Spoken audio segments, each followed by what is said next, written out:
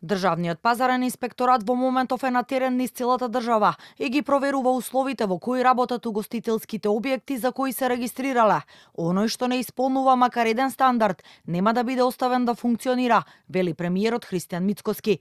Откако беше утврдено дека дискотеката во Кочани функционирала со фалсификувана лиценца за работа, Мицкоски вели дека пропустот за контролирањето дали одредена дискотека или кабаре ги исполнува условите е направен со измените во законот во 2007 година, според кои правното лице, а не државниот пазарен инспекторат како дотогаш, е тоа кое самото тврди дека ги исполнува условите. ДПИ во случајов според него може да постапува само по пријава.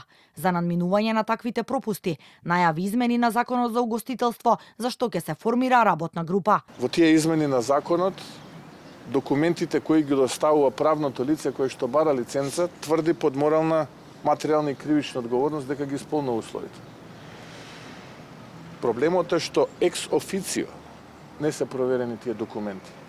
Така што овој објект од своји 500 и нешто квадратни метри не може по ниту една основа да биде кабаре. Жалам што досега сето ова се толерирало.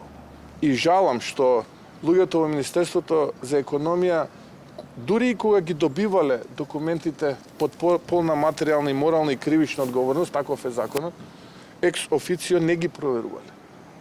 Жалам што за 15 минути за одредена сума надомест се давани овие лиценци и сите оние кои што не ги исполнуваат условите согласно закон ќе бидат затворени и санкционирани. Дискотеката Пулс што изгоре во Кочани работела од 2014 година, а во 2021 за прв пат е издадена лиценца. 2 години подоцна, во 2023 повтор пат е издадена лиценца, а фалсификувана е онаа во 2024 година. Според регистарот од Министерството за економија, од 2017 година до сега има вкупно 215 издадени лиценци за дискотеки, ноќни клубови и кабареа. Во 2024 лиценци имале 21 објект, но меѓу нив не е Пулс.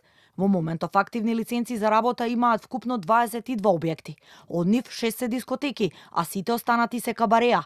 За 2025 година вкупно има 5 лиценци, а 5 според информациите на Канал 5 се во постапка за добивање, кои за сега не се соопштува. Важењето на лиценцата е 1 година, а потоа е потребно повторно да се обнови.